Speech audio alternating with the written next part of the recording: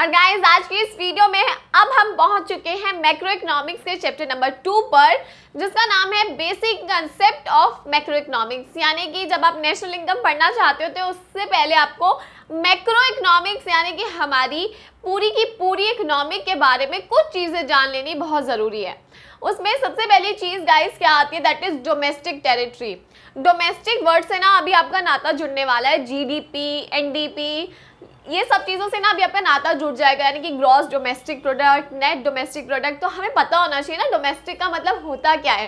So guys देखो, domestic का मतलब होता है हमारे देश की ज्योग्राफिकल एंड पॉलिटिकल बाउंड्री। हमें पता है हमारा मैप इस तरीके से कुछ होता है, ठीक है, और हमारी बाउंड्रीज है, और हमारी बाउंड्रीज पर हमारी आर्मी वाले होते हैं जो हमारी रक्षा कर रहे होते हैं, राइट। तो हमें हमारे जो मैप के अकॉर्डिंगली हमें पता है कि ये एरिया हमारा है, ये एरिया चाइना का है, ये एरिया हमारा है, ये एरिया पाकिस्तान का है, right. So that is the domestic territory. Domestic मतलब जो हमारे देश की इंटरनल टेरिटरी है, ठीक है। अब देश के अंदर जो भी पैसा कमाया जाता है वो देश की इनकम कहलाया जाता है, इसलिए उसे डोमेस्टिक इनकम कहा जाता है, ठीक है। यानी कि एक देश के अंदर की इनकम कितनी जनरेट हो रही है, लाइक उससे तो हम डोमेस्टिक वर्ड कहते हैं, डोमेस्टिक हम अपना नेशन कहते हैं। अब डोमेस्टिक को इकोनॉमिक टेरिटरी भी कहा जाता है, क्योंकि इसके अंदर ही हम अपनी इनकम को जनरेट करते हैं, मनी सर्कुलेट होती है, उसे इकोनॉमिक टेरिटरी भी कहा जाता है। यानी कि आप इसे पॉलिटिकल फ्रंटियर कह सकते हो, यानी कि हमारे देश की सरकारों ने जितनी बाउंड्रीज हमारे लिए फिक्स कर रखी है। इतनी बात समझ आई, दैट इज द डोमेस्टिक, देश के अंदर की। अब बात आती है गाइस, इसके अलावा भी 3 चीज़ें ऐसी हैं जो हम देश के बाहर काम कर रहे हैं लेकिन फिर भी उसे डोमेस्टिक टेरिटरी में इंक्लूड किया जाता है। तो ऐसे कौन से काम है भाई? तो सबसे पहला इन्होंने बताया कि शिप्स एंड एयरक्राफ्ट का काम। किसका काम? शिप्स एंड एयरक्राफ्ट का काम। Owned and operated by normal resident. Owned मतलब क्या होता है? अपना है भाई, खरीदा हुआ है। ऑपरेट हम खुद कर रहे हैं। कौन कर रहा है भाई? Normal resident. नॉर्मल रेजिडेंट कौन होता है? जो देश के अंदर रह रहा है, काम कर रहा है और देश के लिए काम कर रहा है। देश के लिए इन द सेंस ये नहीं कि सेवा कर रहा है, लाइक आर्मी वगैरह के काम नहीं, लेकिन ये वो कमा रहा है हमारे देश में। तो अगर किसी ने शिप्स खरीद रखा है, एयरक्राफ्ट यानी कि प्लेन खरीद रखे हैं और वो ऑपरेट कर रहा है। अब प्लेन भाई हम अपने देश में तो घुमाते ही हैं, इसके अलावा आपको पता है कि भाई फॉरेन ट्रिप्स भी होती हैं। अब कोई भी पर्सन अगर एयरक्राफ्ट में पैसा लगाता है तो वो सिर्फ देश के अंदर तो अपने जहाज घुमाएगा नहीं, वो अदर कंट्रीज़ में भी ट्रैवल करेगा, बट उससे होने वाली इनकम हमारी डोमेस्टिक इनकम है, हमारे देश की इनकम है। डोमेस्टिक मतलब बोला जाए तो देश की इनकम, इंटरनल देश की इनकम कहलाई जाएगी वो। So ships and aircraft owned and operated by normal resident between 2 और मोर कंट्रीज। सो अगर किसी भी पर्सन ने, कोई भी पर्सन बोले तो हमारा रेजिडेंट, अभी रेजिडेंट की गाइस नेक्स्ट वीडियो आने वाली है, रेजिडेंट ने अगर शिप ले रखा है, एयरक्राफ्ट ले रखा है, अब अगर आप शिप यहाँ से इंडिया से किसी अदर कंट्री में ट्रेवल कराते हो तो उससे होने वाली इनकम किसकी है? हमारे देश की है, हमारी डोमेस्टिक इनकम है वो।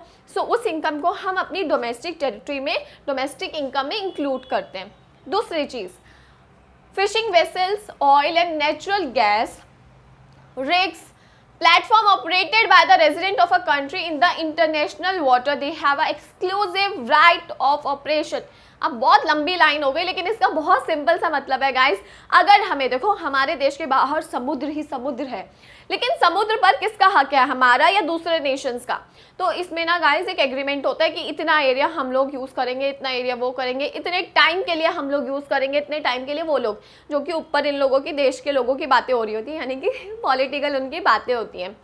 अब हमें वहाँ तक तो नहीं जाना, लेकिन हमें क्या समझना है कि हमारे देश में कुछ ना कुछ लोग ऐसे हैं जो इस काम में हैं, जो राइट्स ले लेते हैं, टेंडर पास हो जाता है उन्हें उस एरिया में, उस समुद्र में खुदाई करने का, मिनरल्स निकालने का। अब देखो नमक बनता है, टाटा नमक बनता है ना, कहाँ से आता है नमक? आपको पता है समुद्र से आता है नमक।